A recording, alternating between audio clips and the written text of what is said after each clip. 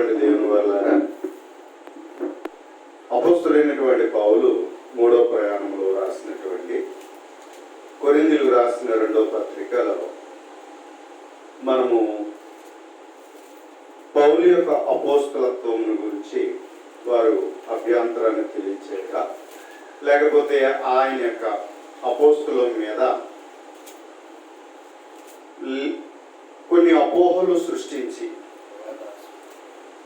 తనను అసలు అపోస్తులుడు అనడానికి ఏ విధమైన అర్హత లేనివాడు అని తన మీద కొన్ని నిందలు వేసిన పరిస్థితుల్లో తాను రుజువు చేసుకున్నటువంటి పరిస్థితులు మనము కొరింథీయుల పత్రిక మనం గమనించవచ్చు.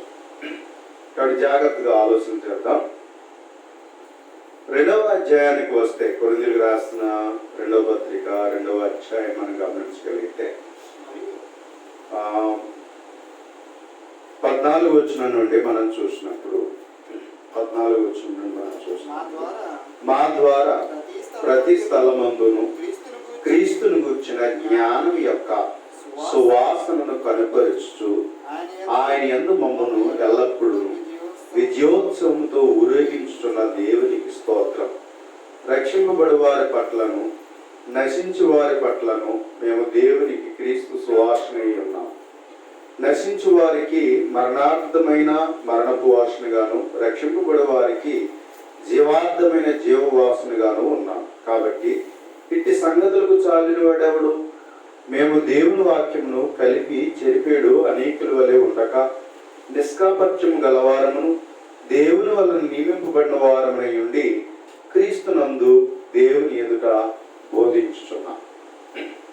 కనుక ప్రియమైనటువంటి దేవుని వారలారా, ఈ మాటలను మనం జాగ్రత్తగా మనం పరిశీలించగలిగినప్పుడు మా ద్వారా ప్రతి స్థలమందును క్రీస్తును గూర్చిన జ్ఞానం యొక్క సువాసనను కనిపరచుచు ఆయన యందు మమ్మును ఎల్లప్పుడూ విజయోత్సవంతో ఊరేగించుచున్న దేవునికి స్తోత్రం అంటున్నాడు. ఇక్కడ మనం చూసినట్లయితే మా ద్వారా ప్రతి స్థలమందు అంటే పౌలు అపోస్తులుడుగా దేవుడు తనకు అప్పగించినటువంటి పనిలో సువార్త ప్రకటించకపోయిన ఎడల నాకు శ్రమ అంటున్నాడు. కాబట్టి ఆ పని విషయంలో ప్రతి స్థలమందు కూడా, ఎందుకంటే ప్రభు ఆజ్ఞాపించినది ఏమిటంటే సమస్త జనులను శిష్యులుగా చేయాలి. దేవుడిచ్చిన గొప్ప ఆజ్ఞ ఏంటంటే సమస్త జనులను శిష్యులుగా చేయాలి. రెండవదిగా ఏం చెప్తున్నాడు అన్నట్లయితే సర్వలోకానికి వెళ్ళి సర్వ సృష్టికి సువార్త ప్రకటించమన్నాడు. కాబట్టి అందుకని ప్రభు ఇచ్చిన గొప్ప ఆజ్ఞను బట్టి అపోస్తుడైనటువంటి పౌలు ఏం చేస్తున్నాడంటే మా ద్వారా ప్రతి స్థలమందును క్రీస్తును గూర్చిన జ్ఞానం యొక్క సువాసనను కనపరచుచు అన్నాడు.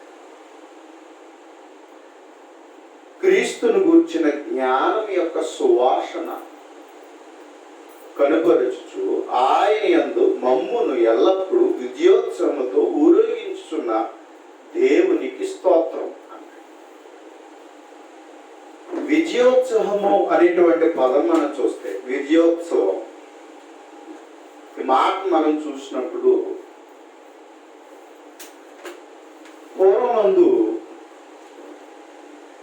అపోస్తలుడైన పౌలు కాలమందు కూడా, అపోస్తలుడైన పౌలు కాలమందును అలాగే పూర్వమందు ఒక దేశం మీదకి లేకపోతే ఎవరైనా శత్రువులు వచ్చినప్పుడు ఆ శత్రువుల మీదకి యుద్ధం జరుగుతున్న సందర్భంలో విజయం సాధించి మరలా తిరిగి వారు పట్టణంలోనికి ప్రవేశిస్తే, అలా పట్టణంలోనికి ప్రవేశించినప్పుడు ఏం చేసేవారంటే విజయోత్సవాలు జరిగించేవారు. వీళ్ళు ఇశ్రాయేలీయులు 430 సంవత్సరాలు బానిసలుగా బ్రతికారు. వారు బానిసలుగా బ్రతికిన తర్వాత దేవుడు వారి పక్షముగా ఉండి 10 అద్భుతాలు చేయించి దేవుడు ఏం చేశాడు అన్నట్లయితే వారిని విడుదల చేశాడు, విమోచించాడు. మరలా వాళ్ళు ఎర్ర సముద్రం దగ్గరికి వచ్చేసరికి మరలా రథాలతో వచ్చేసారు, యుద్ధ సందులో వచ్చేసారు. వాళ్ళు యుద్ధ సందులో వచ్చేసారంటే వీళ్ళు ఏదే విధంగా అయినా మరలా బానిసలుగా చేసేసుకోవాలి. అలాగన ఈ ఫరో ఐగుప్తీని తీసుకుని ఇనప రథాలు తీసుకుని వాళ్ళ మీదకి ఏం చేశాడు, దండెత్తుకుని వచ్చాడు. ఇలా దండెత్తి వచ్చిన సందర్భంలో ఎదురుగుండా ఎర్ర సముద్రం ఉన్నది. దేవుడు చేసే కార్యాలన్నీ కూడా ఆశ్చర్యకరంగానే ఉంటాయి. వాళ్ళు అందుకే ఆ మాట అన్నారు, అక్కడ సమాధులు లేవని, అక్కడ సరిపోదని మమ్మల్ని ఇక్కడికి తీసుకొచ్చావా అనేటువంటి మాట వాళ్ళు మాట్లాడినటువంటి రీతి మనం గమనిస్తాం సందర్భంలో. కానీ దేవుని యొక్క ఆలోచన ఎప్పుడు కూడా అర్థం చేసుకోవడం చాలా కష్టమండి. దేవుని ఆలోచనలు ఎప్పుడు కూడా అర్థం చేసుకోవడం చాలా కష్టం. ఎప్పుడు కూడా మనకలాగా ఉండడానికి ఆలోచన చేస్తాం, కానీ దేవుని ఆలోచన ఎప్పుడు కూడా సరైన రీతిలో అర్థం చేసుకోం. మనకలాగా ఆలోచించుకుంటాం, మనకలాగా ఊహించుకుంటాం. కానీ ప్రియమైన వాళ్ళారా, దేవుడు ఏం చేశాడు అంటే శత్రువును సమూల నాశనం చేయాలి, మరలా తిరిగి వాళ్ళకి భారం కాకూడదు. అలా దేవుడు ఏం చేశాడంటే పగ తీర్చుకునేటువంటి వాడిగా ఎర్ర సముద్రం వైపుకు నడిపించి ఎర్ర సముద్రాన్ని పాయలుగా చేసి వాళ్ళు ఏం చేశాడు అన్నట్లయితే వారిని అవతలకి నడిపింపజేశారు. ఇదే చనువు అనుకొని వాళ్ళు ఏం చేశారంటే ఇంకా వేగంగా మధ్యకు వచ్చేసి వీళ్ళు వెళ్ళిపోవడానికి శత్రువులు వచ్చేసారు, ఐగుప్తీయులు. కానీ దేవుడు ఎర్ర సముద్రాన్ని మరలా పాయలైనటువంటి ఎర్ర సముద్రాన్ని ఏకం చేసి ఏ బలముతో అతిశయపడుతున్నారో గర్వపడుతున్నారో వాళ్ళ బలమైనటువంటి ఆ రథములన్నిటిని కూడా ఏం చేశాడంటే దేవుడు సమూల నాశనం చేశాడు. శత్రువుని సమూలమైనటువంటి రీతిలో, కోలుకోలేనటువంటి రీతిలో దేవుడు దెబ్బ కొట్టాడు. 430 సంవత్సరాలు బానిసలుగా చేసుకుని బాధ పెట్టి నిట్టూర్పులు విడిచిన పరిస్థితి ఇశ్రాయేలులో ఉంటే ఆ 430 సంవత్సరాలు వారు చేసిన దానికి దేవుడు ప్రతీకారం తీర్చుకున్నాడు, పగ తీర్చుకున్నాడు. శత్రువులపై విజయాన్ని కలుగజేశాడు. బానిసలుగా ఉన్న వారు స్వతంత్రులయ్యారు. వారు నిర్మాకాండం 15వ అధ్యాయంలో దేవుని స్తుతిస్తున్నారు. ఒక స్తుతి కీర్తన పాడినటువంటి రీతిని మనం చూస్తాం. కాబట్టి దేవుని రాజుగా చేసుకుని దేవుడు వారిని ఎలాగే విడుదల చేశాడో అనేటువంటి రీతిలో వారు ఆ కీర్తనను పాడినటువంటి రీతిని 15వ కీర్తన స్టడీ చేస్తే మనకు అర్థమవుతుంది. ఆ సందర్భంలోనే ఈ యొక్క స్త్రీలందరూ కూడా కల్చర్ అనమాట. స్త్రీలు ఏం చేశారు, కందిలో పట్టుకొని వాయిద్య పరికరాలు పట్టుకుని ఏం చేశారంటే వాళ్ళు నాట్యం చేశారు. అంటే ఒక శత్రువును ఒక రాజ్యం మీద దండెత్తి యుద్ధం గెలిచిన సందర్భంలో ఏం చేస్తారు అన్నట్లయితే వాయిద్యాలు సంతోష గానాలు చేసుకుంటూ విజయాన్ని బట్టి కోలాహలం విజయోత్సవం చేస్తారు, విజయానికి ఉత్సవం చేస్తారు. యుద్ధంలో జరిగిన విజయానికి ఉత్సవాన్ని చేస్తారన్నమాట. అలాగే జరిగిన సందర్భం అక్కడ చూస్తాం. అలాగే యెఫ్తా యుద్ధానికి వెళ్తూ దేవునికి మొక్కుకున్నాడు, ఆ సందర్భాన్ని మనం చూస్తాం. అయితే యెఫ్తా ఏం చేస్తాడు అన్నట్లయితే అలాగునే వారి మీద విజయాన్ని, శత్రువుల మీద విజయం చేసుకుని న్యాయాధిపతి అయినటువంటి యెఫ్తా తిరిగి వస్తున్న సందర్భంలో కుమార్తె ఏమనుకుందంటే నా తండ్రి గొప్ప విజయోత్సవంతో వచ్చాడు అని ఉత్సవంగా ఏం చేస్తుందంటే తండ్రిని ఎదుర్కొనే రీతిని మనం చూస్తాం. అదో సందర్భం మనం చూస్తాం. అలాగే పాత నిబంధనలో మరొక సందర్భాన్ని చూస్తే దావీదు, బాలుడైనటువంటి దావీదు గొలియాతు మీద ఏం చేశాడు అన్నట్లయితే తను యుద్ధం చేశాడు. కాబట్టి చిన్నవాడైనటువంటి గొలియాతు ఏం చేశాడు అన్నట్లయితే ఆ ఫిలిష్తీయులు, ఆ అజానుబాహుడైనటువంటి ఆ గొలియాతు మీద ఎదుర్కోవడానికి ఇశ్రాయేలు అందరూ భయపడి తిరిగివారే ఎరుగు తీసిన సందర్భంలో ఈ యొక్క దావీదు చిన్నవాడైనటువంటి ఎదుర్కొని అతనితో దెబ్బలాడి ఇశ్రాయేలులకు విజయాన్ని తీసుకుని వచ్చాడు. ఆ సందర్భంలో తిరిగి వాళ్ళు పట్టణమునికి వస్తున్నప్పుడు ఆ స్త్రీలందరూ కూడా ఏం చేశారంటే సౌలుకి వేల కొలది అని, దావీదుకేమో 10,000 కొలది అని విజయోత్సవంతో ఒక కీర్తన, అంటే ఆ జేజేలు పలిక మరో మాట అదొక విజయోత్సవం. అంటే పూర్వమందు యుద్ధాలు జరిగిన సందర్భంలో గెలుపు చేసుకుని వస్తున్నప్పుడు స్త్రీలు అక్కడున్న జనసమూహము ఏం చేసేవారంటే విజయాన్ని ఒక ఉత్సవంగా చేసుకునేవారు. ఆ విధంగా ఇక్కడ ఒక మాట వాడాడు కొరింథీయులకు రాసిన 2వ పత్రికలో 2వ అధ్యాయంలో, ఎల్లప్పుడూ విజయోత్సవముతో ఊరేగించుచున్న దేవునికి స్తోత్రము అంటున్నాడు. ఇక్కడ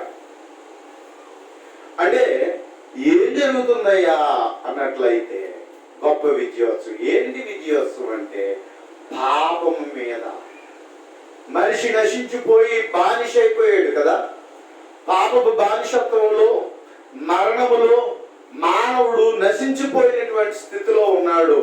అటువంటి మానవునికి సువార్త ద్వారా దేవుడు ఏం చేస్తున్నాడు అన్నట్లయితే గొప్ప విజయోత్సవాన్ని కలుగు చేస్తున్నాడు. అంటే ఎక్కడైతే ప్రతి స్థలమందు ఎక్కడైతే సువార్త ప్రకటించబడుచున్నదో ఆ సువార్త ద్వారా వారికి ఉన్నటువంటి పాప బానిసత్వం నుండి మరణము నుండి, అంటే శత్రువు ఎవరో అపవాది చేత బంధింపబడిన అపవాది చేత మరణమునకు లోనేటటువంటి వారిని దేవుడు ఏం చేస్తున్నాడు అన్నట్లయితే ఇదిగో సువార్త ప్రకటన ద్వారా అనేకులను విడిపిస్తున్నాడు. అంటే విజయం కలుగుతుంది. అంటే ఇక్కడ ఎవరు కనిపిస్తున్నారు? భౌతికంగా దేవుడు కనిపించట్లేదు, కానీ అపోస్తలుడైన పౌలు ఎవరైతే సువార్త ప్రకటిస్తున్నారో వాళ్ళు కనిపిస్తున్నారు. అంచేత అందువలన ఎక్కడైనా వీళ్ళకి ఏం జరుగుతుందట, ఎల్లప్పుడూ విజయోత్సవం ఊరేగించుతున్న దేవునికి స్తోత్రము అని చెప్తున్నాడు. అంటే సువార్త అనేటువంటి శక్తి, సువార్త దేవుని యొక్క శక్తి, సువార్త దేవుని యొక్క శక్తి ఎంత శక్తి గలదయ్యా అన్నట్లయితే అది హెబ్రీ పత్రిక 4:12 ప్రకారం మనం చూసినప్పుడు ఏమంటాడు? హెబ్రీ 4:12 ఎవరికైనా కన్నస్వాక్యం వచ్చా? హెబ్రీ 4:12 ఏంటది? ఎందుకనగా దేవుని వాక్యం సజీవమై బలము గలదై. దేవుని వాక్యం ఎలాంటిదట? సజీవమైనది, అది బలము గలది. చాలా మంది లోపల ఏమనుకున్నారంటే దాన్ని నాశనం చేద్దాం, తగలబెడితే నాశనం అయిపోద్ది అనుకుంటున్నారు, చించేస్తే నాశనం అయిపోద్ది అనుకుంటున్నారు కదా. తగలబెడితే నాశనం అయిపోద్ది అనుకున్నారు, చింపేస్తే నాశనం అయిపోద్ది అనుకున్నారు. కానీ దేవుని వాక్యం ఎలాంటిది? సజీవం. సజీవం, దాన్ని ఎవరు నాశనం చేయలేరు. సజీవమైనది. ఇంకెలాంటిదట? బలము గలది. దేవుని వాక్యము ఎంత విధంగా అణిచేద్దామన్నా అది అనగదు. అనేక హృదయాలను తెరుస్తుంది, అనేక హృదయాలను తెరుస్తుంది. బలము గలది, అది జయించగలది.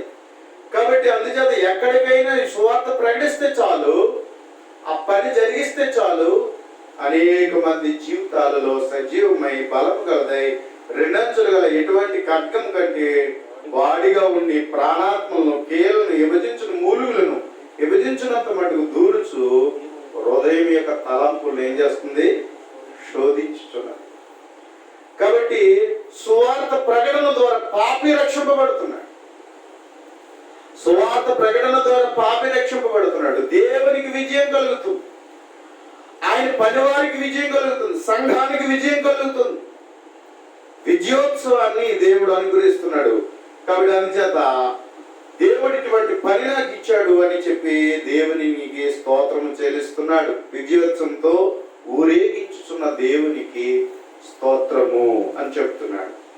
కనుక ప్రియమైనటువంటి దేవుని వల్ల ఇటువంటి సువార్త పనిలో ఒక అపోస్తుడుగా తన బాధ్యతను తను తెలియజేస్తూ ఉన్నాడు. అందుకని ఏమన్నాడు? జ్ఞానం యొక్క సువాసనను కనపరచుచు అన్నాడు. సువార్త ఏం చేస్తుందంటే మనిషికి జ్ఞానాన్ని కలుగు చేస్తుంది. మనం తర్వాత అధ్యాయాలు చదివితే సువార్త ప్రకాశమానము అంటాడు. సువార్త ప్రకాశమానమైనది, చీకట్లో ఉన్నటువంటి వారిని ఆశ్చర్యకరమైనటువంటి వెలుగులోనికి నడిపించగలిగినటువంటి. చూడండి, చీకట్లో ఉన్నవాడు ఎక్కడికి ప్రయాణం చేస్తున్నాడో తనకు తెలియదు. చీకట్లో ఎవరు కూడా సరైన గమ్యానికి చేరలేదు. ప్రయాణం చాలా భయంగా ఉంటుంది. ప్రయాణము కొనసాగించడానికి చాలా కష్టంగా ఉంటుంది. ఎక్కడికి వెళ్తున్నాడో చీకట్లో తనకు తెలియకుండా ప్రయాణం కొనసాగించబడుతూ ఉంటుంది. అందుకని చూడండి, ఏ విధమైన లైట్ కానీ ఏది లేనప్పుడు మనం ఏం చేస్తామంటే చెదిరిపోతూ ఉంటాం కదా. సరైన గమ్యాన్ని వైపు మనం వెళ్ళలేం. కాబట్టి ఆ లైటింగ్ లేకపోవడం చేత మనం దారి తప్పిపోయేటువంటి అవకాశం ఉంటుంది. ఎక్కువ శాతం వెళ్ళవలసిన మార్గాన్ని తప్పిపోయేటువంటి పరిస్థితి ఏర్పడుతుంది. చూడండి, అప్పుడప్పుడు మనం కూడా కరెంట్లో ఉన్నటువంటి కరెంటు పోయిన తర్వాత మనం డోర్ దగ్గరికి వెళ్ళాలనో బయటికి వెళ్ళాలనో ప్రయత్నం చేస్తూ ఉంటాం. కానీ ఒక వైపుకి ఇంకొక వైపుకి వెళ్ళిపోతూ ఉంటాం. కరెంట్ వచ్చిన తర్వాత తెలుస్తుంది ఏది నేను ఇక్కడ ఉన్నాను ఏంటి అనుకుంటాం. మనం టార్గెట్ పెట్టుకుంటాం, ఏమని నేను ఎలా వెళ్ళిపోవాలని అనుకుంటాం. కానీ అలాగ అనుకున్న మనం ఆ చీకట్లో ఇటో ఎటో దారి తెలియదు మనకు. కొన్నిసార్లు గోడలు గుర్తేసుకుంటాం, కొందరు ఎవరో ఒకటి తొక్కేస్తూ ఉంటాం, కొన్నిసార్లు అటు వెళ్ళబోయి ఇంకో దారి అనుకుని ఆ దారి గుండా వెళ్ళిపోతూ ఉంటాం. కరెంట్ వచ్చిన తర్వాత తెలుస్తుంది ఏంటి ఇక్కడ ఉన్నాను ఏంటి అని. అలాగే మనిషి జీవితంలో సరైన గమ్యం లేక, సరైన లక్ష్యం లేక, సరైనటువంటి జ్ఞానం లేక మనుషులు ఏమైపోతున్నారు అంటే తమ త్రోవలను సరైన రీతిలో నడిపించుకోలేని స్థితిలో ఉన్నారు. చాలా మంది అనుకుంటారండి బాగానే నడుస్తున్నాను అనుకుంటున్నారు లోకంలో. కానీ చివరికి సువార్త అనేటువంటిది ఎప్పుడైతే ఒక వ్యక్తి వింటున్నాడో తనకు తెలుస్తుంది అదేంటి అన్నట్లయితే నేను దారి తప్పిపోయిన మనిషిని అని. సువార్త అనేటువంటిది ఎప్పుడైతే ప్రకటించబడుతుందో అప్పుడు తెలుస్తుంది, ఓ నేను దారి తప్పిపోయిన మనిషిని. ఇదే జీవితం అనుకునే వాళ్ళు ఉన్నారు చాలా మంది. ఏంటి జీవితం అనుకుంటే చాలా మంది జీవితంలో ఇదే జీవితం అని ఎలాంటి నిర్ణయాలు తీసుకున్నారంటే కొన్ని దుర్నీతి సంబంధమైనవి జీవితాలు అనుకున్నారు, కొంతమంది అజ్ఞానమే జీవితం అనుకున్నారు, కొంతమంది తాము తీసుకున్నటువంటి నిర్ణయాలే సరైనవి అని అనుకునేటువంటి తప్పుడు నిర్ణయాలు తీసుకున్నారు. అంటే తప్పుగా తమ మార్గాన్ని ఎంచుకునేటువంటి పరిస్థితులు జరిగాయి. కానీ ఎప్పుడైతే సువార్త అనేటువంటి తన జీవితంలో వచ్చిందో తను వెళ్ళే త్రోవ సరైనది కాదని, తన అబద్ధంలో ఉన్నానని, తను పాపములో ఉన్నానని, తను జీవించే జీవితం అవిధేయతతో కూడినటువంటిదని, చీకటిలో నేను ఉన్నాననేటువంటి విషయాన్ని తను గ్రహించినటువంటి వాడే చాలా మంది జీవితాలు ఏం చేయబడ్డాయంటే సువార్తను బట్టి సరైన టార్గెట్ లో పడింది, సరైనటువంటి గమ్యం వైపుకు తిరిగినటువంటి పరిస్థితిని మనం చూస్తూ ఉన్నాం. అందుకని సువార్త జ్ఞానము కలుగు చేసేటువంటి, సువార్త జ్ఞానం కలుగు చేసేటువంటి. ఏంటి జ్ఞానం అన్నట్లయితే నిజమే, సువార్త విన్నటువంటి వారు సువార్త ద్వారా తమ యొక్క సరైనటువంటి గురువేపు పరుగులు తీసుకునే వారిగా ప్రయాణించేసేటువంటి వారికి ఈరోజు ఉన్నారు సువార్త ద్వారా. ఒకప్పుడు నేను నా యొక్క జీవితంలో తెలిసి తెలియని జీవితాన్ని గడిపాను. దేవుని గురించి సరైన సత్యం తెలియక, లైఫ్ యొక్క విలువలేంటో తెలియక, జీవితం యొక్క విలువలేంటో తెలియక నేను కొన్ని తప్పుడు నిర్ణయాలు తీసుకున్నాను. అక్కడికి బైబిల్ దగ్గరికి వచ్చేటప్పటికి కూడా బైబిల్ చదువుచు అన్ని మార్గాలు ఒకటే అనుకున్నాను. నేను ఎలా ఉన్నా సరే ఆ దేవుణ్ణి కదా మనం నమ్ముకుంటున్నాం అనే అభిప్రాయానికి వచ్చాను. కానీ ఎప్పుడైతే బైబిల్ చదువుతూ నాకు సరైన రీతిలో ఉపదేశం జరగడం జరిగిందో అప్పుడు నేను నిర్ధారించుకున్నాను, ఓకే సరైన మార్గం ఇది అని నిర్ధారించుకుని, సత్యం ఇది అని, జ్ఞానం ఇది అని నేను గ్రహించి నేనేం చేశాను అన్నట్లయితే నా మార్గాన్ని నేను సరి చేసుకున్నాను. దేవుని మార్గంలో దేవునితో నేను జీవించడానికి కావలసిన, ఆయనతో నేను ఉండడానికి కావలసిన, ఆయనతో నేను నడవడానికి, ఆయనతో నేను సహవాసం చేయడానికి, ఆయన ఆరాధించడానికి, ఎప్పుడు కూడా ఆయన మహిమపరచడానికి కావలసిన మార్గము దేవుని వాక్యం ద్వారా నాకు ఉపదేశింపబడింది, సువార్త ద్వారా నాకు ఉపదేశింపబడింది. కాబట్టి నేను సరి చేసుకునేటువంటి అవకాశం. కొన్నిసార్లు మనం తెలియకుండా వెళ్ళిపోతున్న సందర్భంలో కొన్నిసార్లు మనం పక్క వాళ్ళని అడుగుతాం, ఎరిగిన వాళ్ళని అడుగుతూ ఉంటాం, అయ్యా ఇది పలానా వెళ్ళే దారేనా అని అడుగుతూ ఉంటాం. లేదండి మీరు దారి తప్పిపోయారండి, ఇలా కాదండి, మీరు ఇలా వెళ్తే వేరే దారికి వెళ్ళిపోతారు. లేదు మీరు టర్న్ తీసుకుని ఇదిగో మీరు వెళ్ళవలసిన మార్గం ఇది అని చెప్పారనుకోండి, ఏం చేస్తాం మనం? అలాగే చెప్తారులే అని చెప్పేసి మనం వెళ్ళిపోతామా? ఆయన అలాగే చెప్తారులే అని వెళ్ళిపోతాం మనం? అలా చేయం కదా. ఏం చేస్తాం మళ్ళీ? అరే నేను ఎలాగొచ్చేసానా, అయిపోయి ఇలాగైతే వేరే చోటకి వెళ్ళిపోతానని చెప్పేసి మళ్ళీ ఏం చేస్తాం మనం? వెనక్కి తిరిగి వాళ్ళు చెప్పిన ప్రకారంగా మనం వెళ్ళడానికి చూస్తాం. అలాగే సువార్తికుడు గైడెన్స్, పరలోకానికి వెళ్ళడానికి కావలసిన గైడెన్స్ ఇచ్చేవాడు సువార్తికుడు. సువార్తికుడు లేక దైవజనుడు ఎవరు అన్నట్లయితే పరలోకానికి వెళ్ళడానికి కావలసిన గైడెన్స్ ఇచ్చేవాడు. కొన్నిసార్లు కొన్ని ప్రాంతాలకు మనం వెళ్ళినప్పుడు మనకు తెలియదు, అందుకని ఎవరిని సలహాలు ఎవరిని కోరుకుంటామంటే గైడెన్స్ ఉంటారు, గైడ్ చేసే వాళ్ళు ఉంటారు. అందుకని వాళ్ళని తీసుకుని వెళ్తాం. మనకి ఇప్పుడు చూడండి, అప్పుడప్పుడు మనం ఎక్కడికో వెళ్ళడానికి ప్రయాణం చేస్తూ ఉంటాం. అక్కడ ఆ పరిస్థితులు అక్కడ ఏమో మనకు తెలియదు. అది ఎవరైనా తెలిసిన వాళ్ళు అనుకోండి, కొంచెం మీరు రారా బ్రదర్, స్నేహితులు కానీ తెలిసిన బంధువు కానీ ఎవరినైనా సరే హెల్ప్ తీసుకుని ఏం చేస్తాం మనం? వాళ్ళని తీసుకుని వెళ్ళి వెళ్తాం కదా. అలాగే ఈరోజు క్రీస్తులో ఎవరైనా ఎదిగిన వారుగా ఉంటే, జ్ఞానం కలిగిన వారుగా ఉంటే, సువార్త సత్యాన్ని తెలుసుకున్న వారు ఎవరైనా ఉన్నట్లయితే వారి ద్వారా మనం ఏం చేయాలి అన్నట్లయితే, మనం తెలియనప్పుడు తెలిసిన సహోదరుడు ద్వారా సత్యాన్ని తెలుసుకుని దేవుని చిత్తం తెలుసుకుని ఆ విధంగా మన గమ్యాన్ని మన మార్గాన్ని నిర్దేశించుకోవాలి. కాబట్టి మనం ఎక్కడికి వెళ్ళాలి? పరలోకం లేక నిత్య జీవానికి వెళ్ళాలి. అంతే కదండి. ఈ భూమి మీద ఎవరైనా శాశ్వతమా? చెప్పండి. ఇక్కడున్న ఇంధనము కాలనీ ఎవరికైనా శాశ్వతమా? ఏమండి, శాశ్వతమా? ఎవరు శాశ్వతం? ఇండియా ఎవరికైనా శాశ్వతమా? ఆంధ్రప్రదేశ్ ఎవరికైనా శాశ్వతమా? ఏమండి, ఎవరికి ఏది శాశ్వతము కాదు. ఎక్కడి నుంచి వెళ్ళిపోతే మరలా తిరిగి మనము రాము. వస్తామని ఎవరైనా గ్యారంటీ ఉందా? నేను తిరిగి వస్తాను అంటానికి ఎవరికైనా గ్యారంటీ ఉందా? మరలా నేను తిరిగి ఇదిగో ఈ ఇందిరమ్మ కాలనీకే వస్తాను అనే గ్యారంటీ ఏదైనా ఉందా? మనిషి చనిపోయిన తర్వాత వెళ్ళిపోతాడు కానీ మరలా తిరిగి రాడు. ఇదేది గ్యారంటీ కాదు మనకి. మన ఇల్లు మనకి గ్యారంటీ కాదు, మన శరీరం మనకి గ్యారంటీ కాదు, మనకున్న బంధువులు మనకి గ్యారంటీ కాదు. ఎవరు మన పిల్లలు మనకు శాశ్వతం కాదు, ఎవరు మనకు శాశ్వతం కాదు. ప్రాణం పోతే లోకాన్ని విడిచి వెళ్ళిపోవలసిన వాళ్ళని.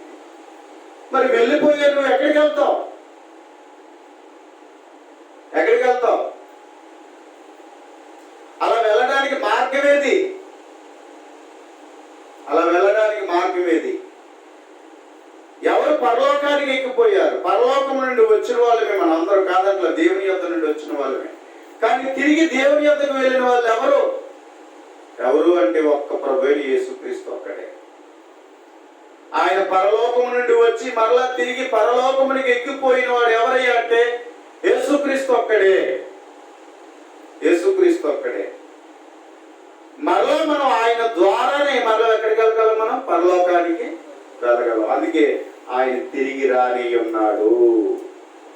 ఆయన రెండో మారు తిరిగి రాని ఉన్నాడు. యేసుక్రీస్తు ఎందుకు తిరిగి రెండో మారు రాని అన్నాడంటే మనల్ని ఆయన పరలోకానికి తీసుకువెళ్ళడానికి రాని ఉన్నాడు. అయితే మనం వెళ్ళాలి అన్నట్లయితే ఆయన చూపించిన మార్గంలో మనం నడవాలిగా. ఆయన అడుగుజాడలు వేసాడట.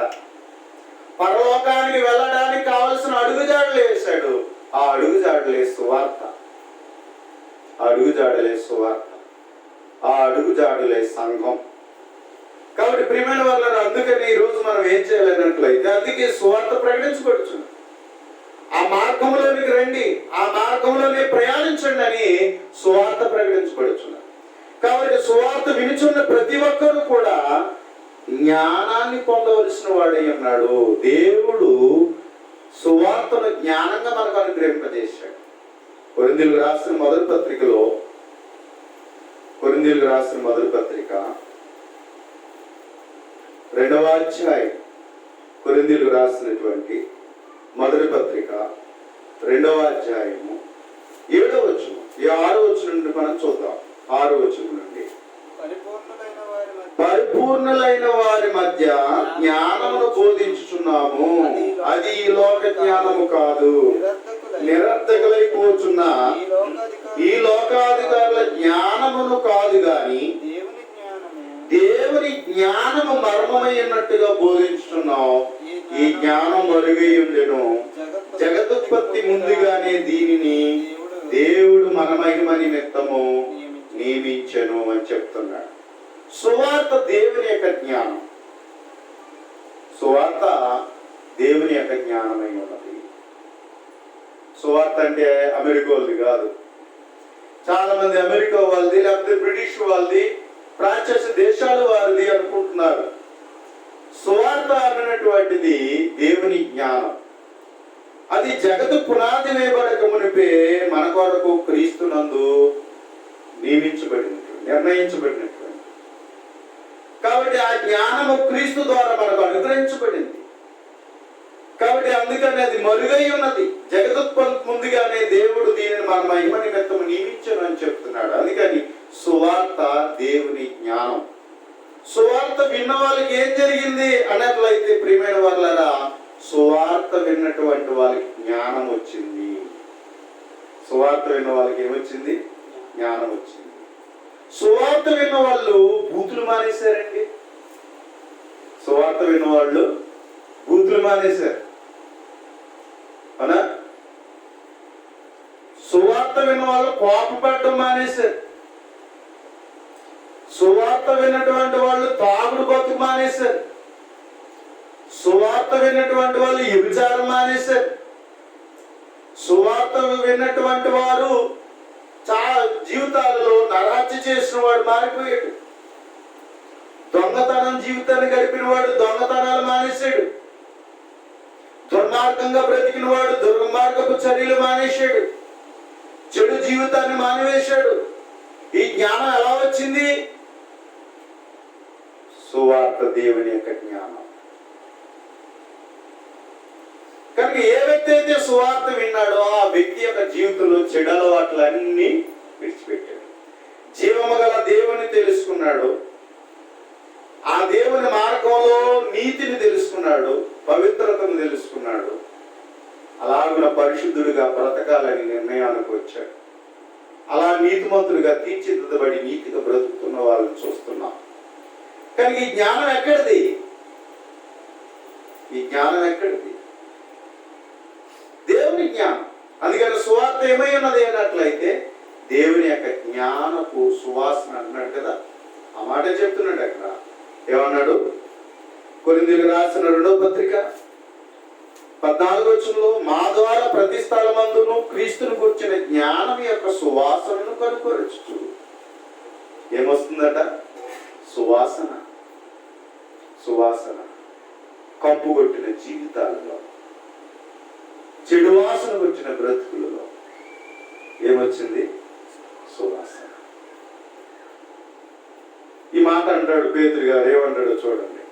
పేతురు రాసిన మొదటి పత్రిక 4వ అధ్యాయం. పేతురు రాసినటువంటి మొదటి పత్రిక 4వ అధ్యాయము 3వ వచనం.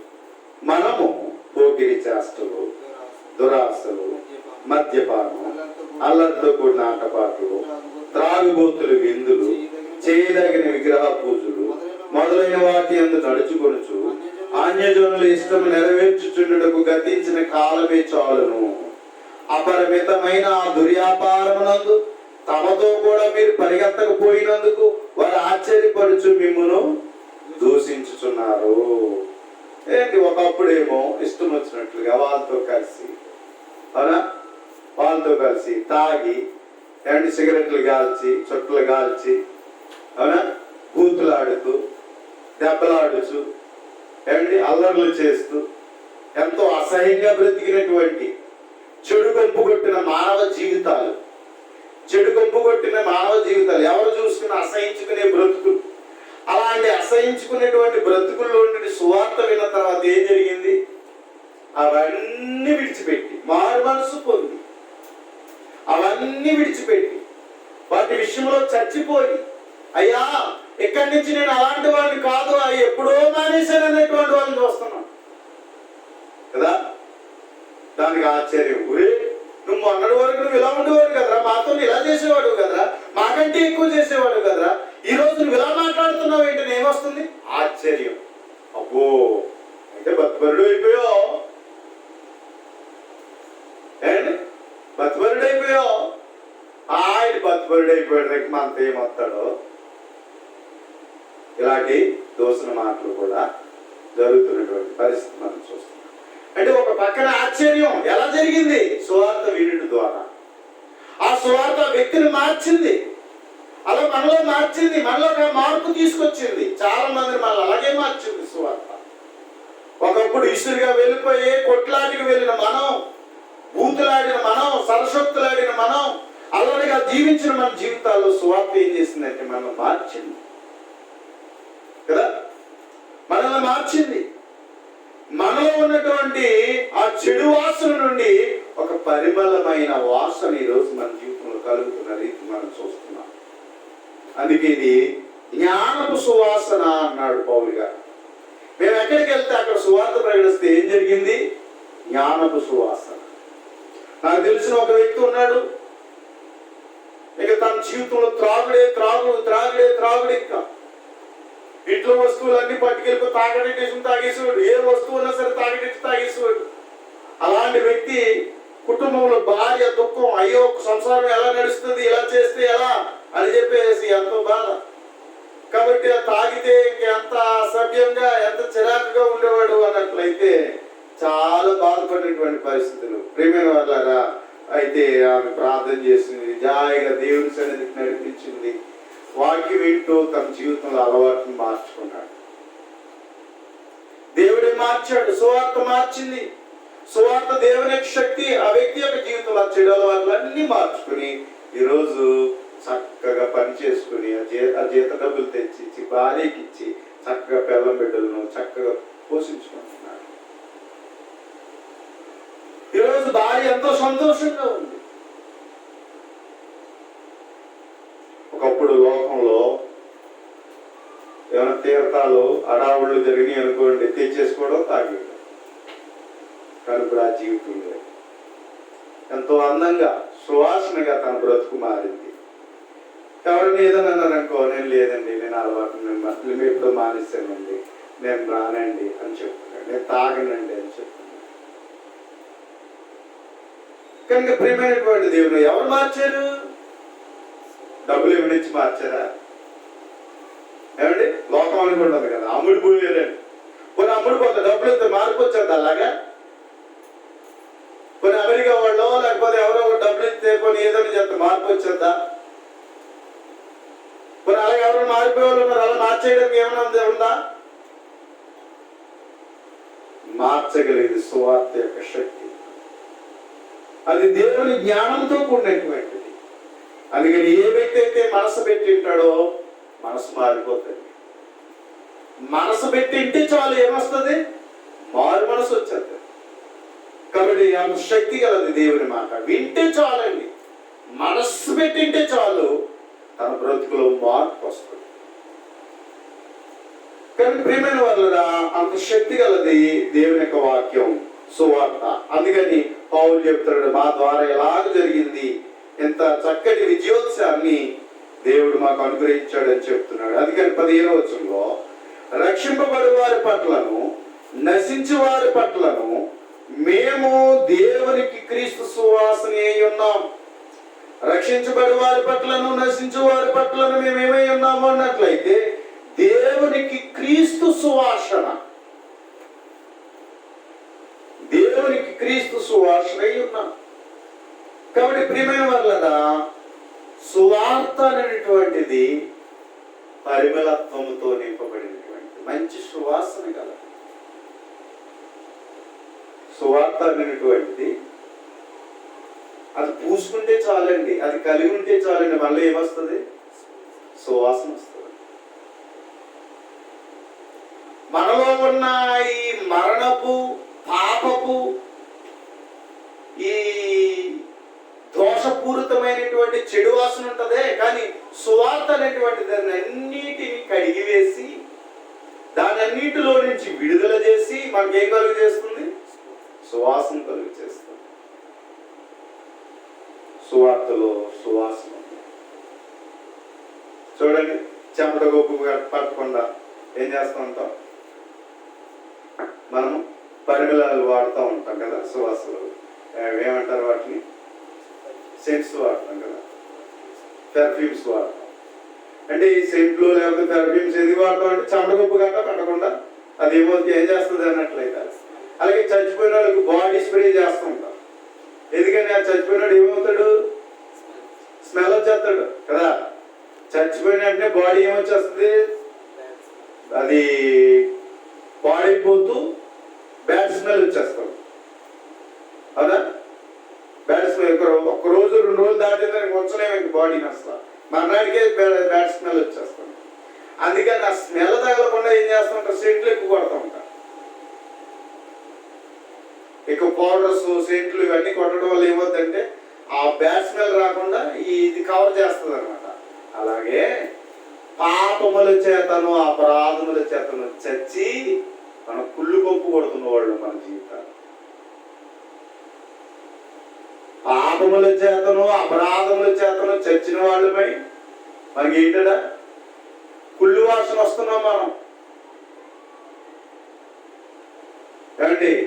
కుళ్ళు వాసన వస్తున్నాం మనం. చూడండి, మనకు కలిగి ఉన్న అలవాట్లను బట్టి లోపల చెడు అలవాట్లు కలిగి ఉన్నాం అనుకోండి, ఎవరైనా మెచ్చుకుంటారు మనల్ని? చిచ్చి వాడా అంటారు. వాళ్ళ దగ్గరికి రానివ్వరు. అవునా? మనకు చెడు అలవాట్లు ఉన్నాయనుకో మన దగ్గరికే రానివ్వరు. మనతో మాట్లాడి చొరబడతారు. అంటే ఏంటి? మనకి ఏం జరిగింది? పాపము మనల్ని చంపేసి మన జీవితంలోంచి చెడు వాసన కొట్టేస్తుంది. అలాంటి చెడు వాసన కొడుతున్న మన బ్రతుకులో సువార్త అనేటువంటి సువాసన మన జీవితంలోకి వచ్చి మనల్ని ఏం చేస్తుందంటే అదంతా కడిగేసి శుద్ధి చేసి మనల్ని సువాసన వెదజల్లి బ్రతుకులు చేస్తుంది. అందుకే ఏమంటున్నాడు అన్నట్లయితే పౌలు గారు 15వ వచనంలో అంటున్నాడు కదా, రక్షింపబడి వారి పట్లను నశించు వారి పట్ల మేము దేవునికి క్రీస్తు సువాసనే ఉన్నాము అని చెప్తున్నాడు. 16వ వచనం, నశించు వారికి మరణార్థమైన మరణపు వాసనగాను రక్షింపబడి వారికి జీవార్థమైన జీవవాసనగాను ఉన్నాము అన్నాడు. కానీ సువార్త పరిమితమైనదే. కానీ ఆ వ్యక్తి అంగీకరించే దాన్ని బట్టి స్మెల్ ఉంటుంది. ఆ వ్యక్తి అంగీకరించే దాన్ని బట్టి ఏముంటుంది? స్మెల్ ఉంటుంది. మనమేమో జీవార్థపు వాసన కలిగి ఉండాలని దేవుడు కోరుకుంటున్నాడు. అవునా? ఇప్పుడు సువార్త విన్నాయంటేనే విని హృదయపూర్వకంగా విని విశ్వసించి మారు మనసు పొందితే, హృదయంలో మారు మనసు పొందితే మన జీవితంలో జరిగేది ఏంటో తెలుసా? జీవార్థము, జీవములోనికి వచ్చి జీవార్థమైనటువంటి వాసన వస్తుంది. అట్టి సువాసన వస్తుంది.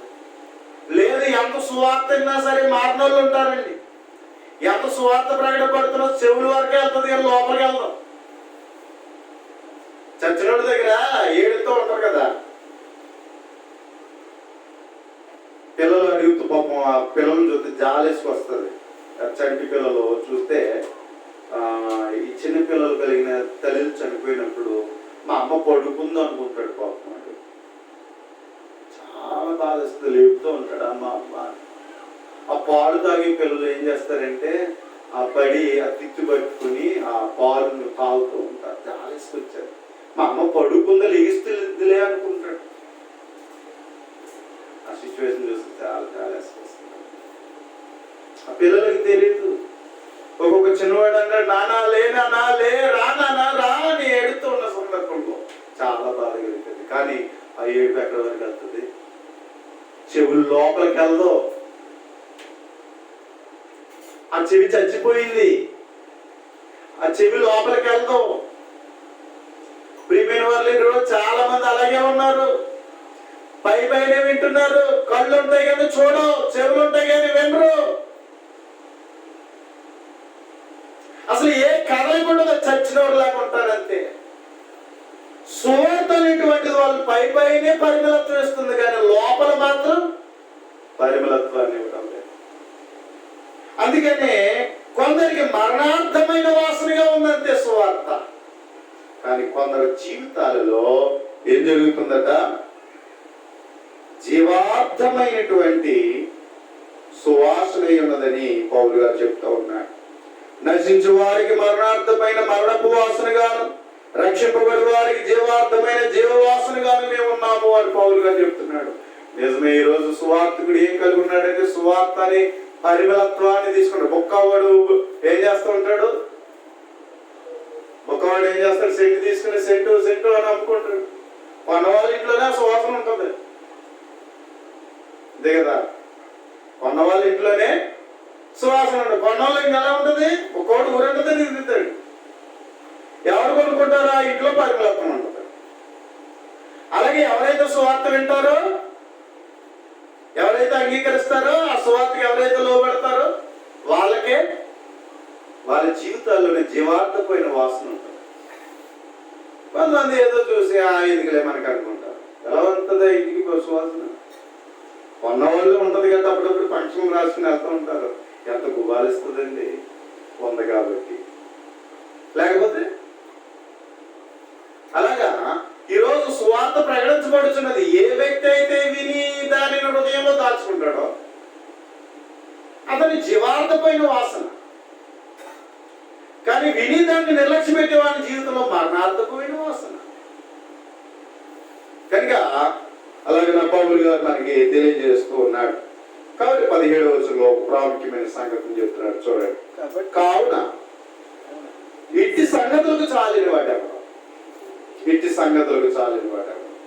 మేము దేవుని వాక్యమును కలిపి చెరిపేడు అనేకులు వలె ఉండక. వాక్యాన్ని ఏం చేయకూడదట? వాక్యాన్ని ఏం చేయకూడదు? కలిపి చెరప. కొందరు కల్తీ చేసేస్తూ ఉంటారు. కల్తీ. ఈరోజు మనం త్రాగే పాలు కల్తీ చేసేస్తున్నాం. కొద్దిగా కారం కల్తీ చేసేస్తున్నారు, నూనెలు కల్తీ చేస్తున్నారు. ఏమండి? ఇలాగే ఈరోజు మనం ఏది చూసినా కల్తీ చేసేస్తున్నారు. కల్తీ విత్తనాలు కూడా కల్తీవి. ఇలా దేని పడితే దాన్ని ఏం చేస్తున్నారు అన్నట్లయితే కల్తీ చేస్తున్నారు, ఒరిజినాలిటీగా ఉంచట్లేదు. ఈరోజు బియ్యం కూడా కల్తీవే, బియ్యం కూడా కల్తీవే. తినే పళ్ళు కూడా కల్తీ చేస్తున్నారు. ఇలా కల్తీ చేసినవి కలిపి కలపడం వల్ల ఏమవుతుందంటే చెడిపోతున్నాయి. ఈరోజు కొన్నిటి రుచి కోసం కొన్నిటిని కలుపుతున్నారండి. రుచుల కోసం ఏం చేస్తున్నారు? బయట అమ్మేటువంటి వ్యాపారస్తులు కొన్నిటిని కలిపి టేస్ట్ కోసం కొన్ని కలుపుతున్నారు. వాటి వల్లే మనకి అనారోగ్యాలు వస్తున్నాయి. ఈరోజు వ్యాపారస్తులు చాలా మంది తమ వ్యాపారాల కోసం ఏం చేస్తున్నారండి? కల్తీ చేసి అమ్ముతున్నారు. కల్తీ ఫుడ్స్ వచ్చాయి. ఈ విధమైన కల్తీ ఫుడ్ ఎప్పుడైతే ఏమైందంటే ఒక మనిషి యొక్క అనారోగ్యానికి కారకుడు అవుతున్నాడు. ఆయుష్ తగ్గిపోతుంది, అనారోగ్యం వస్తుంది, అతనిలో సరైనటువంటి స్టెబిలిటీ ఉండట్లేదు, ఆరోగ్యం ఉండటం లేదు. కనుక ప్రియమైన వాళ్ళ కల్తీ ఫుడ్ అనేటువంటిది విషపూరితమైనది. కల్తీ ఫుడ్ అనేటువంటిది విషపూరితమైనది, అది ఆరోగ్యకరమైనది కాదు. అందుకని పూర్వమందు మన వాళ్ళు స్వచ్ఛమైన ఫుడ్ తిన్నారు. మన పూర్వీకులు స్వచ్ఛమైన ఫుడ్ తిన్నారు. అందుకే వాళ్ళు 100 ఏళ్ళు బ్రతికారు. 100 ఏళ్ళు బ్రతికి మించి వాళ్ళు 100 ఏళ్ళు కూడా దాటి బ్రతికారంటే వాళ్ళ రహస్యం ఏంటో తెలుసా? వాళ్ళు మంచి ఫుడ్ తిన్నారు, వాళ్ళు ఆరోగ్యకరమైన ఫుడ్ తిన్నారు. ఈరోజు మనం తినేదంతా కల్తీ ఫుడ్. మరొక మాట చెప్పాలంటే విషం తింటున్నాం. కల్తీ చేసేది ఎప్పుడు కూడా విషంగా మారిపోతుంది. కల్తీ చేసేది ఎప్పుడు కూడా విషంగా మారిపోతుంది. అలాగే దేవుని వాక్యాన్ని ఉన్నది ఉన్నట్టుగా చెప్పడం ద్వారా, ఉన్నది ఉన్నట్టుగా వినడం ద్వారా అది మన నిత్య జీవానికి నడిపిస్తుంది. నిత్య జీవానికి నడిపిస్తుంది. అంతేకాకుండా మనకు అనుకూలంగా వాక్యాన్ని కలిపేసుకుంటే, మనకు నచ్చినట్టుగా వాక్యాన్ని కలిపేసుకుంటే కలిపేసుకోవడం ద్వారా ఏం జరుగుతుంది అన్నట్లయితే ప్రియమైన వారులారా, పొందవలసిన నిత్య జీవాన్ని పోగొట్టేసుకుంటాం. అందుకే దేవుడు చెప్పాడు, దేవుడు తన మాటలు ఇస్తూ దేవుడు చెప్పిన సంగతి ఏంటంటే కలపొద్దు, తీసివేయవద్దు అన్నాడు. దేవుడు ఏం చెప్పాడు? కలపవద్దు, తీసివేయవద్దు. చూద్దాం, ద్వితీయోపదేశకాండం 4వ అధ్యాయం. దేవుడు ధర్మశాస్త్రం ఇచ్చి ఇశ్రాయేలుకి ఏం చెప్పాడో చూడండి. 4వ అధ్యాయం 2వ వచనం. 4వ అధ్యాయం 2వ వచనం. ద్వితీయోపదేశకాండం 4వ అధ్యాయం 2వ వచనం. మీ దేవుడైన యెహోవా ఇచ్చిన ఆజ్ఞలను మీకు ఆజ్ఞాపించుచున్నాను, వాటిని గైకొనుట యందు నేను మీకు ఆజ్ఞాపించిన మాటతో దేనిని కలపకూడదు, దానిలో నుండి దేనిని తీసివేయకూడదు. దేనిని కలపకూడదట, దేనిని తీసివేయకూడదు. అంటే ఉన్నది ఉన్నట్టుగానే వాక్యం ప్రకటించబడాలి, ఉన్నది ఉన్నట్టుగానే వాక్యాన్ని వినాలి. అలా జరగలేనప్పుడు ఎక్కువ శాతం మనం ఏం చేస్తాం? వాక్యం దగ్గరికి వచ్చి ఎలా ఉండవో తెలుసండి, మనకి నచ్చితే వింటాం, నచ్చకపోతే వినం. అవునా? నచ్చితే వింటాం, నచ్చకపోతే వినం. అంటే ఏం చేస్తున్నారు తెలుసా? వాక్యమును మనం అక్కడ తీసివేస్తున్నాం. ఇలాగైతే బాగుంటుంది అనుకుంటున్నాం చూసారంటే ఏం చేస్తున్నాం? మనం కలుపుతున్నాం. మనం ఇలా చేసుకుంటే బాగుంటుంది అనుకున్నాం అనుకోండి, కలుపుతున్నాం. మనం తీసివేయడం అంటే ఏంటి? నాకు ఇలా నచ్చలేదు అంటే, నచ్చలేదు అంటే నువ్వేం చేస్తున్నావు? దాన్ని తీసేస్తున్నావు. ఉన్నది ఉన్నట్టుగా ఇంటలేదు, నువ్వు ఇష్టపడతలేదు, నువ్వు దాన్ని గైకొనటం లేదు నువ్వు. కాబట్టి దానివల్ల ఏం జరుగుతుంది? అలాగే మనుషులకు తగినట్లుగా బోధిస్తే వాక్యం కలుపుతున్నాం, తీసేస్తున్నాం. అలాగే ఎవరైతే వింటున్నారో వాక్యాన్ని తీసేస్తున్నారు, కలుపుతున్నారు. కాబట్టి వాక్యాన్ని ఎప్పుడూ కూడా మనకు అనుకూలంగా స్వీకరించుకోకూడదు. అందుకని దేనిని ఏం చేద్దన్నాడు? కలపకూడదు, తీసివేయకూడదు. నీకు నచ్చినట్లుగా కలుపుకోకూడదు, నీకు నచ్చలేదని తీసివేయకూడదు. అర్థమైందా? కాబట్టి అందుకని ఉన్నది ఉన్నట్టుగానే బైబుల్ని మనం ఏది మించకూడదు. ఎందుకంటే ఆజ్ఞాతిక్రమమే దేవుడు చెప్పిన ఆజ్ఞ ఎలా కాదు, నాకు ఎలాగా అనుకుంటే నువ్వేం చేసావు అంటే నువ్వు కలిపేసావు, తీసేసావు. దేవుడేమో ఇలా చెయ్యంటే అందులో కొంచెం ఎలా ఉండొచ్చు కదండి, పర్లేదు కదండి అనుకుంటావు అన్నట్లయితే నువ్వు కలిపావు, చెరుపుతున్నావు. జాగ్రత్త.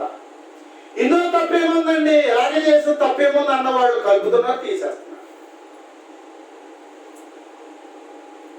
అందుకని వాక్యం మనకిష్టం వచ్చినట్లుగా మలుచుకోకూడదు. అలా మలిచే వాళ్ళందరూ కూడా ఇతని బైబిల్ చదువుతున్నాం కదండి, కొంచెం ఆయన అలా చెప్పాడు అంతే, దానికి ఏముంది అంటారు.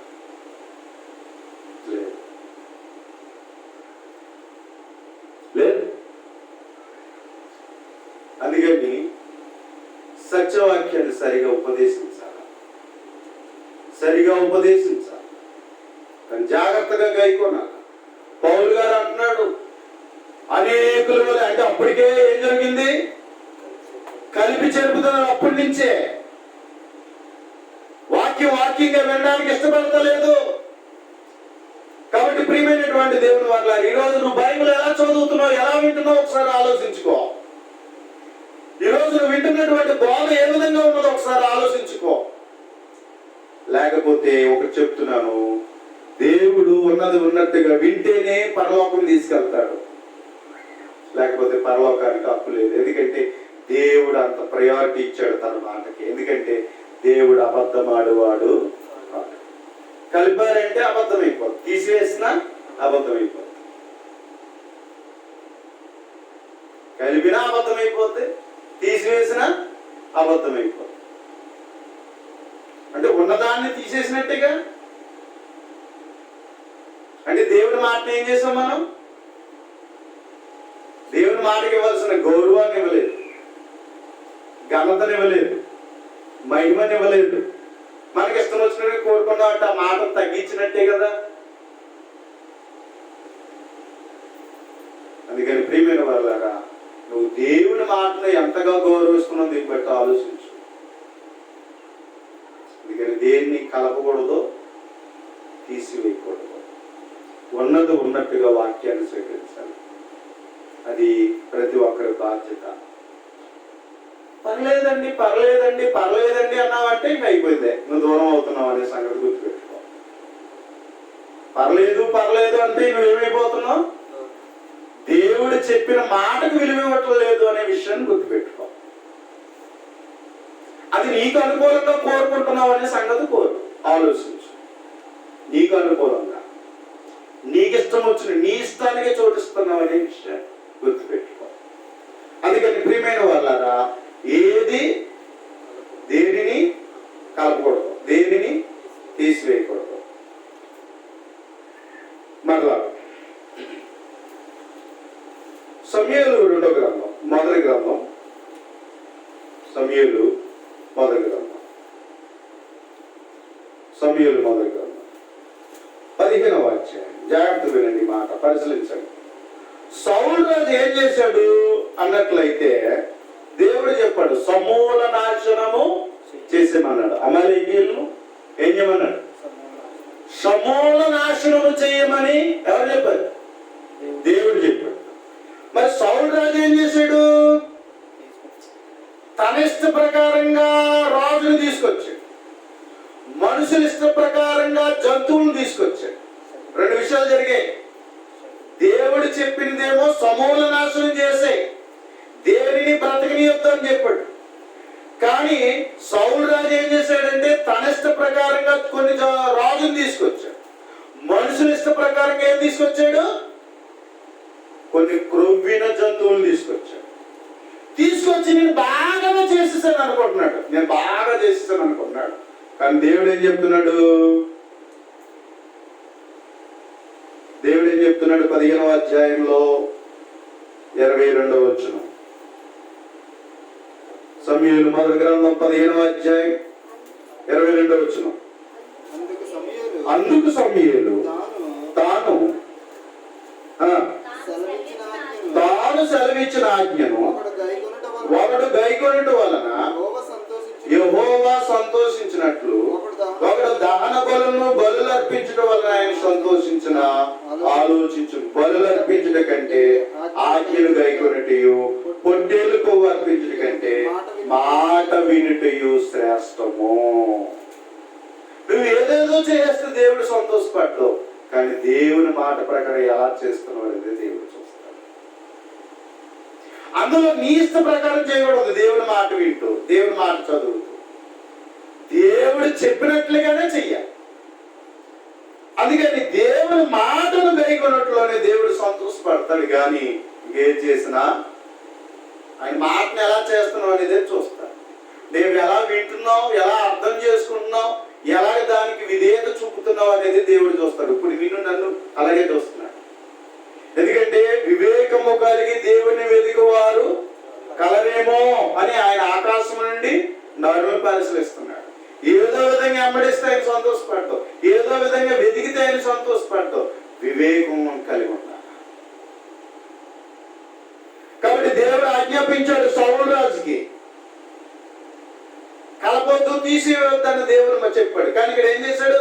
సౌలు రాజు కల్పించాడు, తీసేసాడు, రెండు చేసి. అందుకని ఏమంటున్నాడు చూద్దాం. 23వ వచనం. తిరుగుబాటు శోధి చెప్పుటని పాపముతో సమానమంట. ఏమండి? తిరుగుబాటు చేయటం, మాట వినక, దేవుడి మాట ఎలా చెప్పాడు అలా వినకపోతే, చేయకపోతే తిరుగుబాటుతో సమానమంట. దేవుడి మీద ఏం చేయడం? తిరగబడడం. అంతేనా? మన పిల్లలకు మనం ఏ మాట చెప్పామో ఖచ్చితంగా మాట చేయాలి. అది కాదమ్మా అంటే ఏం చేస్తున్నట్టు? తిరగబడుతుంది. అది కాదు అని దాసుడు అన్నాడు అనుకో, తిరగబడటమే కదా. ఏట్రా నేను చెప్పిన దానికి ఎదురు చెప్తున్నావు ఏట్రా అంట. మరి దేవుడు ఏం చెప్పాడో ఖచ్చితంగా దాన్ని మనం ఏం చేయాలా? చెయ్యాలా? నాకు ఎలా తోచిందండి, నేను ఇలా అనుకుంటున్నానండి, ఇలా చేస్తే తప్పేముంది బ్రదర్? అవునంటే అవును, కాదంటే కాదు. ఎందుకంటే దేవుని వాక్యం సత్యం, దేవుడు అద్వితీయ సత్యవంతుడు. మన సంతోషానే కాదు, దేవుని సంతోషపరచడానికి దేవుని మాట వినాలి. నీ సంతోషం నా సంతోషం కాదు, మనుషులు సంతోష పెట్టడానికి కాదు. దేవుడు ఎలా కోరాడో దానికి ఎదురు చెప్పకుండా చిత్తము ఆయన అనేటువంటి వారిగా ఉండాలి.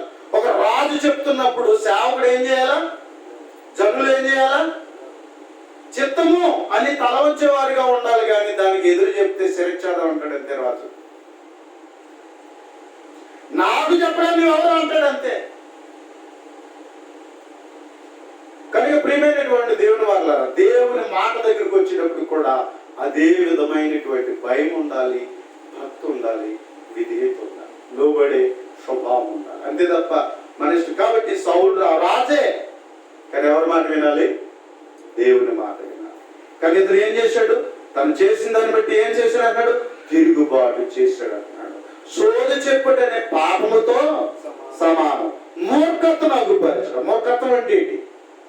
ఎంత చెప్పిన వాడిదే, ఇంకా ఆడిదే, ఇంకా ఎదురుడి మాట అనవసరం. జ్ఞానం ఏముందో, తెలివి ఏముందో, వివేకం ఏముందో ఇక అది కాదు. నాకు ఎలా తోచింది నేను ఇలాగే చేస్తా అంటే ఏంటి? మూర్ఖుడు. వాడు మనసులో పుట్టిన దాని ప్రకారమే చేస్తానంటాడు, వాడు అనుకున్న దాని ప్రకారమే చేసేవాడు. అంటే జ్ఞానం అనేది రానటువంటి వాడు మూర్ఖుడు. అంతేనా? జ్ఞానము వివేకం అనేటువంటిది కలగలేని వాడు ఎవరు అన్నట్లయితే మూర్ఖుడు. మూర్ఖుడు అంటే ఏంటంటే జ్ఞానం లేనివాడు, బుద్ధి లేనివాడు, మరొకటి వివేకం లేనివాడు, వాడే మూర్ఖుడు. ఎంత వాక్యం చదువుతున్నా సరే తన అనుకున్నది అయితే వాడు మూర్ఖుడే. దేవుడు ఎలా బుద్ధి చెప్పాడు? ఆ బుద్ధి తెచ్చుకోకపోతే, దేవుడు ఎలా జ్ఞానం నేర్పుతున్నాడు? ఆ జ్ఞానం రాకపోతే, దేవుడు ఎలా వివేకం కలిగి ఉండమని దేవుడు కోరుతున్నాడో అలా రానివాడు ఎవడంటే మూర్ఖుడు. కాబట్టి అలాంటి మూర్ఖుడట అంటే తన మాటే, తను అనుకున్నదే అయినట్లయితే ఏమన్నాడు అక్కడ కింద చూడండి, మూర్ఖతను అగుపరచుట మాయా విగ్రహము గృహదేవతలు పూజించుటతో సమానము అన్నాడు.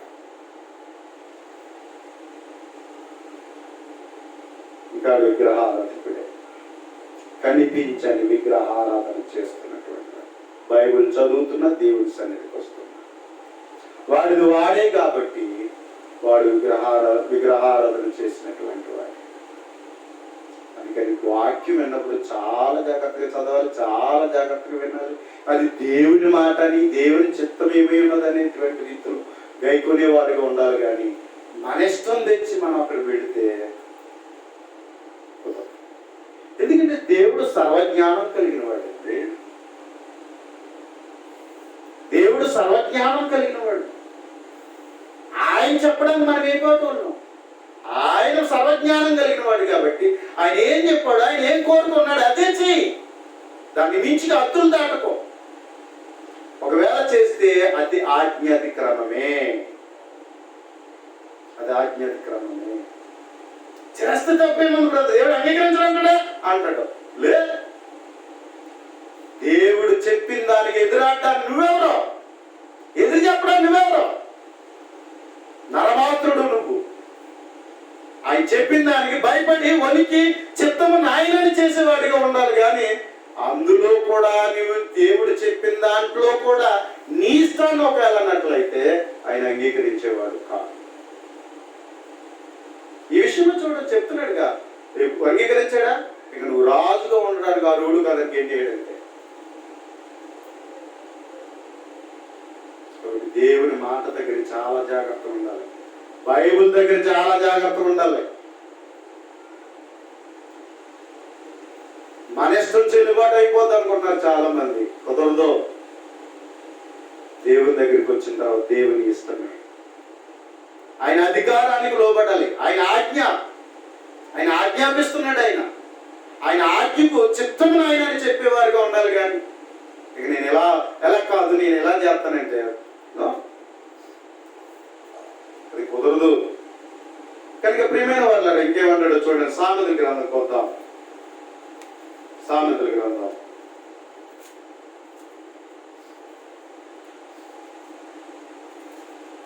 30వ అధ్యాయం 5వ వచనం. సామెతల గ్రంథం 30వ అధ్యాయం 5వ వచనం మనం చూస్తే, దేవుని మాటలన్నీ పుటం పెట్టబడినవే. అంటే ఏం స్వచ్ఛమైనది దేవుని వాక్యం. అందులో చేర్చడానికి, కలపడానికి, తీసేయడానికి, ఇది బాగాలేదు తీసేద్దాం అనడానికి ఏమి లేదు.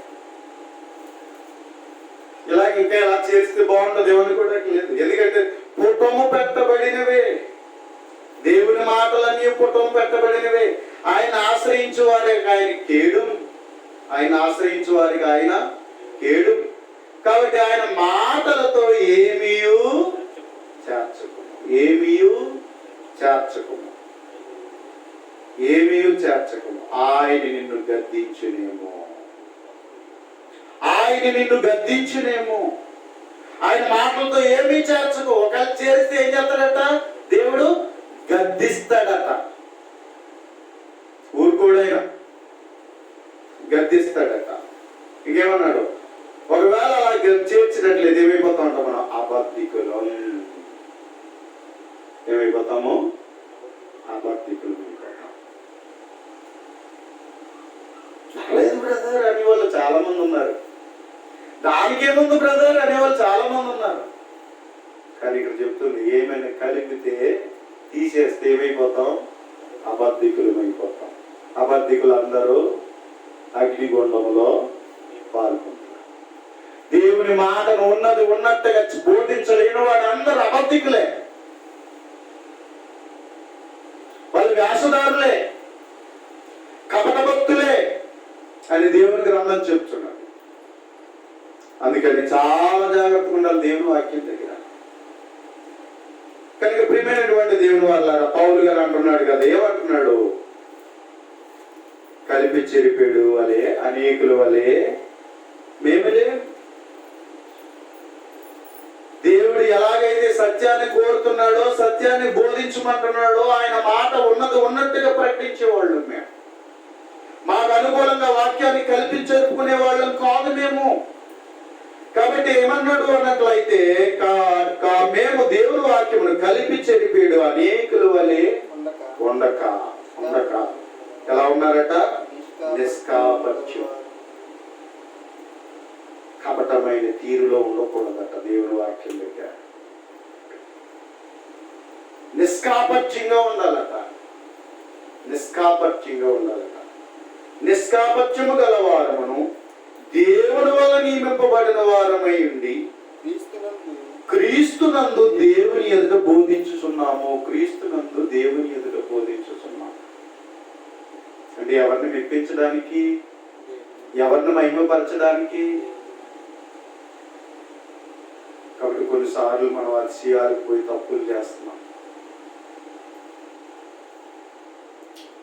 మనుషులు మెప్పులు కోల్పోయి మనం ఏం చేస్తున్నామంటే దేవుని మాటలను మనం అనుకూలంగా చేసేసుకుంటున్నాం. కనుక ప్రియమైనటువంటి దేవుని వారలారా, అంచేత దేవుని వాక్యము దగ్గర చాలా జాగ్రత్తగా ఉండాలి, చాలా జాగ్రత్తగా ఉండాలి.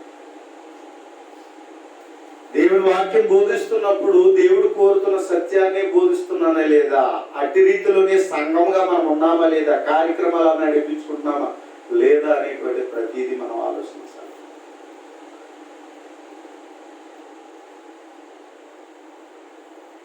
అందుకని ప్రియమైనటువంటి దేవుని వారు కొన్నిటి చేయడానికి ఆలోచిస్తాను, అన్ని చేయడానికి నేను ఇష్టపడను.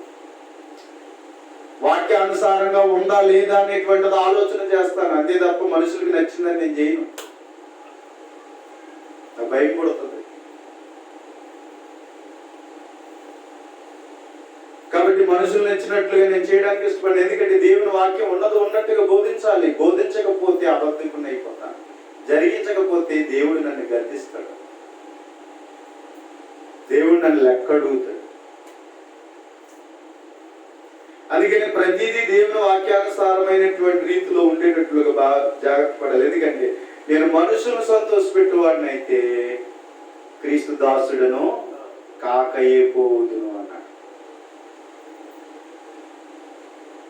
నేను మనుషులను సంతోషపెట్టేవాడిని అయితే క్రీస్తు దాసుడను కాకయ్యపోదును అంటున్నాడు పౌలు గారు. కాబట్టి ప్రియమైన వాళ్ళని అందుకని తనకు అపోస్తలత్వ విషయంలో తను ఏ విధంగా ఉన్నాడో తను చెప్తున్నాడు. మరొక మాట చూద్దాం. తన అన్న మాట చూస్తే చూడండి ఎంత మంచి మాట చెప్తున్నాడో. దశలోనికులకు రాసిన మొదటి పత్రిక 2వ అధ్యాయము 4వ వచనం. దశలోనికులకు రాసినటువంటి మొదటి పత్రిక 2వ అధ్యాయం 4వ వచనం. సువార్తను మాకు అప్పగించుటకు యోగ్యులమని దేవుని వలన ఎంచబడిన వారమై మనుష్యులను సంతోషపెట్టే వారము కాక మన హృదయములను పరీక్షించు దేవునినే సంతోషపెట్టే వారమే బోధించుతున్నాము అన్నాడు. సువార్తను మాకు అప్పగించుటకు యోగ్యులమని దేవుని వలన ఎంచబడిన వాళ్ళు మేము. మమ్మల్ని మేము యోగ్యులమని మేము చెప్పుకోవడం లేదు. దేవుని వలన యోగ్యులమని ఎంచబడినటువంటి వారు, మనుషులు సంతోషపెట్టేవారు కాకుండా ఎవరిని సంతోషపెడతాకి? దేవుని. ఎవరు? హృదయాలను పరీక్షిస్తున్న దేవుడు. హృదయాలు. ఎందుకంటే దేవుడు ఏం చేస్తాడు?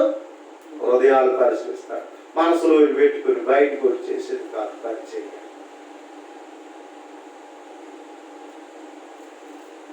కాబట్టి హృదయాలు పరీక్షించే దేవుడు. హృదయం చూస్తున్నాడు ఆయన. ఆయన తగినటువంటి హృదయాన్ని కలిగి నేనేం చేస్తున్నానంటే ఆయన ఎదుట బోధించుతున్నాను. ఆయన ఎలాగైతే బోధించమన్నాడో అలాగే బోధిస్తున్నాను అంటున్నాడు పౌలు గారు. ఇది మన జీవితంలో జరగవలసింది. కానీ ప్రియమైన వాళ్ళారా, మనుషులు తమ స్వకీయమైన దురాశలను బట్టి వాక్యాన్ని కలిపి చేర్పేసుకుంటున్నారు. దేవుని సంతోష పెట్టడం కన్నా తమ సంతోషాన్ని ఆలోచన చేస్తున్నారు చాలా మంది. దానివల్ల వాక్యాన్ని కలిపి చేర్పేస్తున్నారు. స్వకీయ మహిమను కోరుతున్నారు.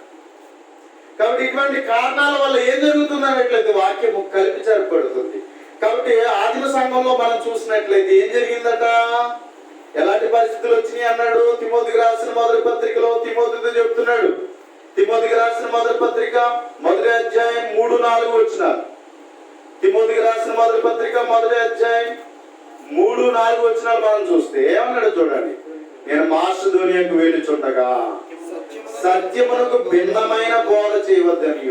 ఏదైతే సత్యమో దానికి ఏం చేయకూడదు? భిన్నమైన, దానికి వ్యతిరేకంగా, దానికి విరోధంగా, మరొక రీతిగా భిన్నమైన బోధ చేయవద్దనియు, కల్పనా కథలను, మితము లేని వంశావళులను, విశ్వాస సంబంధమైన దేవుని ఏర్పాటుతో కాక వివాదంతో సంబంధం కలిగి ఉన్నావు గనుక వాటిని లక్ష్య పెట్టవద్దనియు కొందరికి ఆజ్ఞాపించుటకు నువ్వు ఎఫెసులో నిలిచి ఉండవలనని నిన్ను హెచ్చరించిన ప్రకారం ఇప్పుడు నేను హెచ్చరించుతున్నాను అన్నాడు.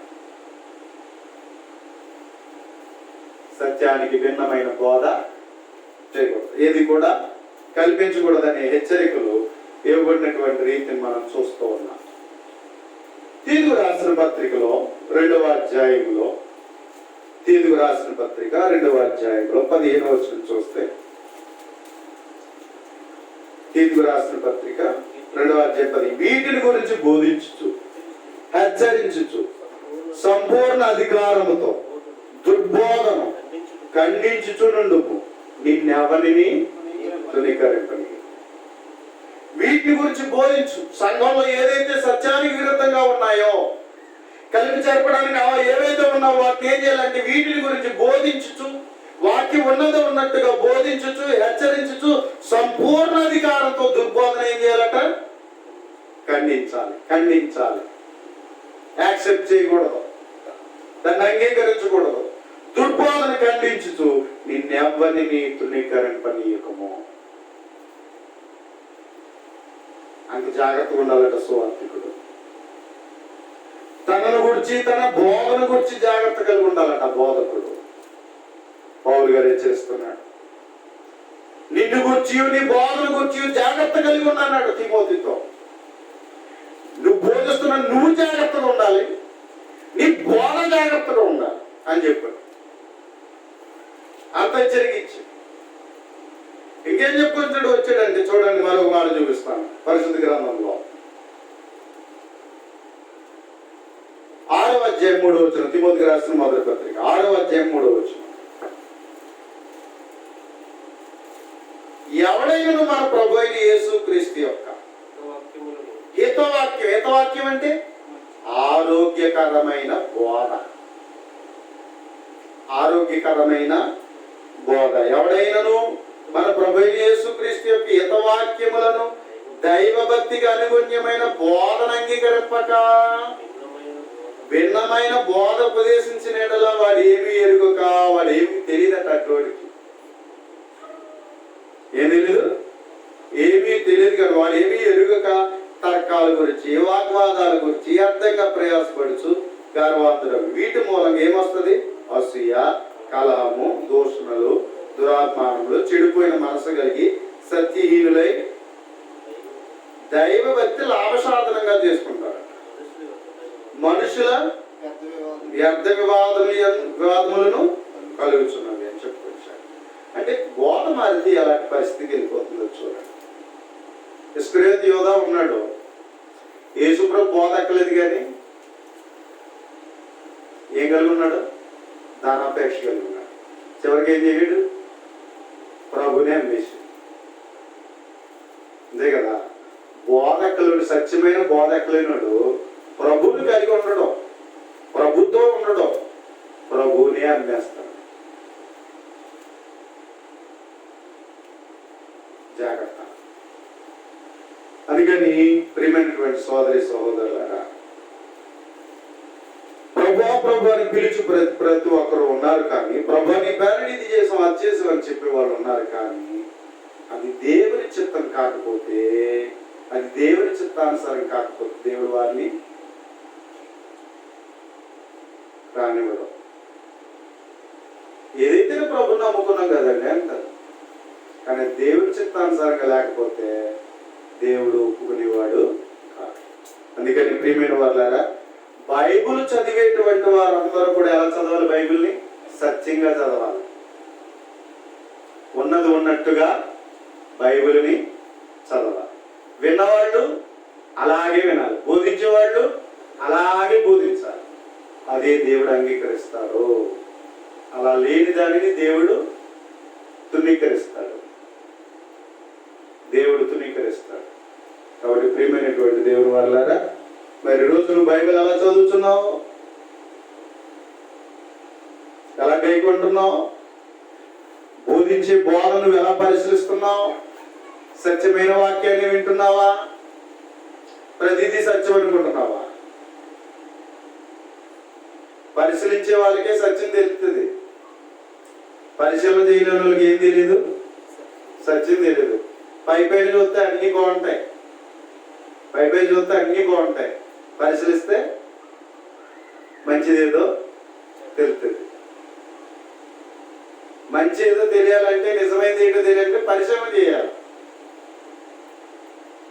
కూరగాయలని పైపైన చూస్తే బాగా ఉంటాయి, పరిశీలిస్తే పుచ్చులు తెలుస్తాయి, మంచిది తెలుస్తాయి. అంతేనా?